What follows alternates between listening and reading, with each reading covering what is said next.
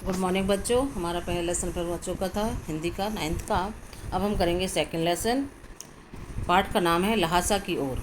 इसके लेखक हैं राहुल सांकृत्यायन। तो आज हम इनकी जीवनी करेंगे, राहुल सांकृत्यायन की। तो अब हम जीवनी कर रहे हैं। जीवन परिचय। तो जीवन परिचय, उनका जन्म कहाँ हुआ, उनके पिता का नाम, माता जो भी थे वो। राहुल सांकृत्यायन आधुनिक हिंदी साहित्य के प्रमुख हस्ताक्षर हैं। इनका जन्म उत्तर प्रदेश के आजमगढ़ जिले के पंदाह गांव में सन 1893 ईस्वी में हुआ था। इनका मूल नाम केदारनाथ पांडे था। शुरू से इनके स्वभाव में घुमक्कड़ी प्रवृत्ति विद्यमान थी। मतलब इनका स्वभाव कैसा था, घूमने का था, घुमक्कड़ी, घूमते थे, रहते थे। इसी कारण बाद में ये साधु बन गए और नाम पड़ा दामोदर। इन्होंने प्रारंभिक शिक्षा रानी की सराय गांव से ग्रहण की थी। इन्होंने मिडिल की परीक्षा निज़ामाबाद के मिडिल स्कूल से पास की और संस्कृत सीखने काशी आ गए। ये स्वभाव से ही घुमक्कड़ थे। इन्होंने संपूर्ण भारत की, मतलब पूरे भारत की, और लगभग एक तिहाई विश्व के जितने भी देश उनके एक तिहाई देशों की, महत्वपूर्ण देशों की यात्राएं की। श्रीलंका, तिब्बत, नेपाल, ईरान, चीन, जापान, मंचूरिया, इंग्लैंड, सोवियत संघ आदि देशों की यात्राओं ने इनके जीवन दर्शन और दिशा को निर्मित करने में महत्वपूर्ण भूमिका निभाई। अत्यंत कठिन परिस्थितियों में एक से अधिक बार तिब्बत की यात्रा करके वे दुर्लभ प्राचीन भारतीय ग्रंथों की प्रतियां खोज कर लाए। अनेक वर्षों तक वे रूस में भारतीय दर्शन के अध्यापक रहे। सन 1930 में इन्होंने श्रीलंका जाकर बौद्ध धर्म ग्रहण किया। तब इनका नाम राहुल सांकृत्यायन हुआ। सन 1963 में इनका निधन हो गया। तो इनके जीवन के बारे में था। अब है इनकी रचनाएं। राहुल जी सही अर्थों में महापंडित थे।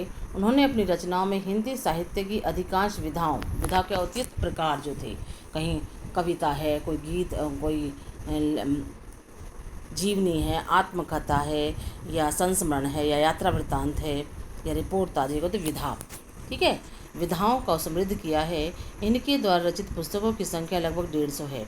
मेरी जीवन यात्रा, दर्शन दिग्दर्शन, 22वीं सदी, वोल्गा से गंगा, भागो नहीं दुनिया को बदलो, दिमागी गुलामी, घुमक्कड़ शास्त्र आदि इनकी प्रमुख कृतियाँ हैं।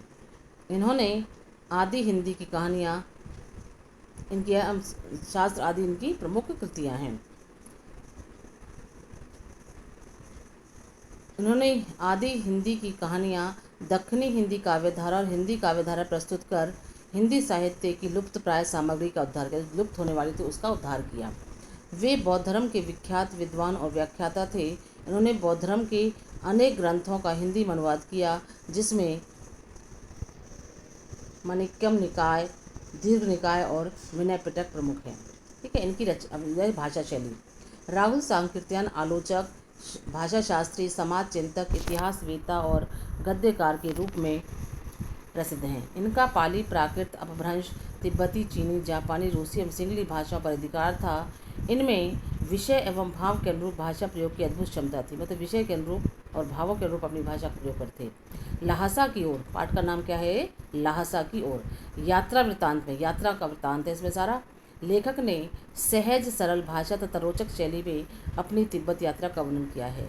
लेखक ने बोलचाल के पलटन, आबाद, बर्तन, तकलीफ, फौजी आदि शब्दों के अतिरिक्त परिपक्व, भद्र, मनुव्रती, श्वेत, शिखर आदि तत्सम प्रधान तथा खोटी, चौंडी, डांडा, थुक्का, कलजुर आदि देशी शब्दों का प्रयोग किया है। शैली में चित्रात्मकता का गुण विद्यमान है। जैसे आप 2 बजे सूरज की ओर मुँह करके चल रहे हैं, ललाट धूप से जल रहा है और पीछे का कंधा बर्फ़ हो रहा है। तो यहाँ पर ये इनकी जीवनी हो गई। अब है पाठ का सार। शॉर्ट में आपको पाठ पढ़ाऊँगी और आपको अपनी किताब का पूरा लेसन पढ़ना है ये, उसके बाद इनके छोटे क्वेश्चन करने हैं। ठीक है। तो ये जीवनी आपको अपनी कॉपी पर लिखनी है और याद करनी है। अब है पाठ का सार। लहासा की ओर राहुल सांकृत्यायन द्वारा यात्रा वृत्तांत है, जिसमें लेखक ने अपनी तिब्बत यात्रा का वर्णन किया है। लेखक नेपाल से तिब्बत जाने वाले मुख्य मार्ग से लहासा जा रहा है। फरी कली पलंग मार्ग से के प्रारंभ होने से पहले भारत का व्यापार नेपाल और तिब्बत में इसी रास्ते से होता था। चीनी पलटन उस मार्ग पर बनी हुई चौकियों और किलों में रहती थी। अब फौजी मकान गिर गए हैं तथा किलों में किसानों ने अपने घर बना लिए हैं। ऐसे ही किसी किले में लेखक चाय पीने के लिए रुकता है। तिब्बत में यात्रियों की सुविधाएं भी हैं और कुछ कठिनाइयों का सामना भी करना पड़ता है। वहाँ छुआछूत, पर्दा प्रथा, जाति भेदभाव आदि कुछ भी नहीं है।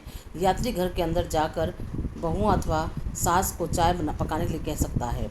वह चाय बनाकर मिट्टी के टोंटीदार बर्तन में लाकर दे देगी।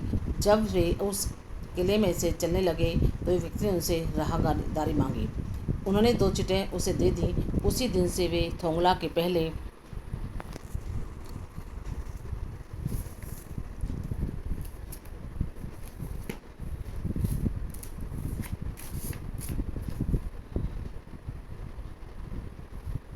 के अंतिम गांव में पहुंच गए थे। यहाँ भी लेखक के पास साथ चल रहे बौद्ध भिक्षुओं सुमति के जान पहचान के लोग रहते थे, इसलिए उन्हें ठहरने के लिए अच्छी जगह मिल गई थी। अब लेखक और उसके साथी को बहुत मुश्किल डांडा थोंगला पार करना था। तिब्बत में डांडे अत्यंत खतरनाक स्थान माने जाते हैं। 16-17 हज़ार फीट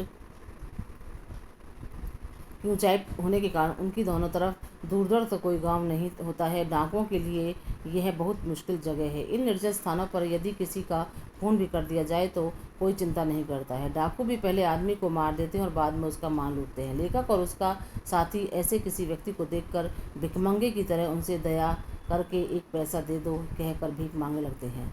वहाँ पहाड़ की ऊंची पर चढ़ाई देखकर लेखक ने सुमति को लंकोर तक 2 घोड़ों का प्रबंध करने के लिए कहा। अगले दिन वे घोड़ों पर सवार होकर ऊपर की ओर चले लगे। डांडे से पहले उन्होंने एक स्थान पर चाय पी और दोपहर के समय डांडे के ऊपर जा पहुंचे। इनके दक्षिण तरफ पूर्व से पश्चिम तक हिमालय की बर्फ से ढकी हजारों चोटियां थी तथा दूसरी ओर हरियाली और बर्फ से रहित बिल्कुल नंगे पहाड़ थे। चढ़ाई कुछ कठिन थी परंतु उतराई सहज थी। लेखक अपने घोड़े पर घूमता हुआ गलत रास्ते पर चला गया। रास्ते में किसी से पूछकर लौटकर सही रास्ते पर आया। जब वह देर से पहुंचा तो सुमति लेखक पर गुस्सा होने लगा। लेखक ने सारा दोष अपने सुस्त घोड़े पर को दिया।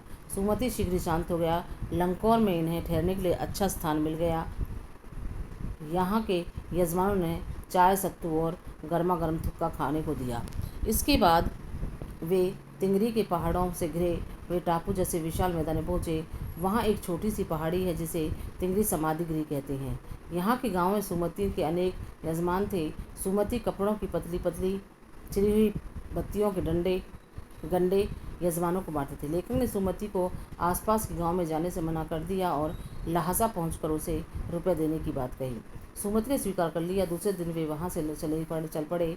सुमति के परिचित यजमान तिंगरी में भी थे परंतु वे शेखर विहार की ओर चलने लगे। वहाँ के भिक्षुक नाम से बहुत भद्र पुरुष थे। वहाँ के मंदिर में कंजुर अर्थात बुद्ध वचन की हस्तलिखित 103 पोथियाँ थीं। एक एक पोथी 15-15 शीर से कम नहीं थी। सुमति आसपास के यजमानों से मिलने चला गया और लेखक पोथियाँ पढ़ने लगा। अंत में भिक्षुक नमसे से विदा लेकर वे अपना अपना सामान पीठ पर लाद कर चल पड़े। तो यहाँ पर पाठ का सार हो चुका है। तो अब आपको जो करना है वो जीवनी करनी है और उसे अपना याद करना है। ठीक है।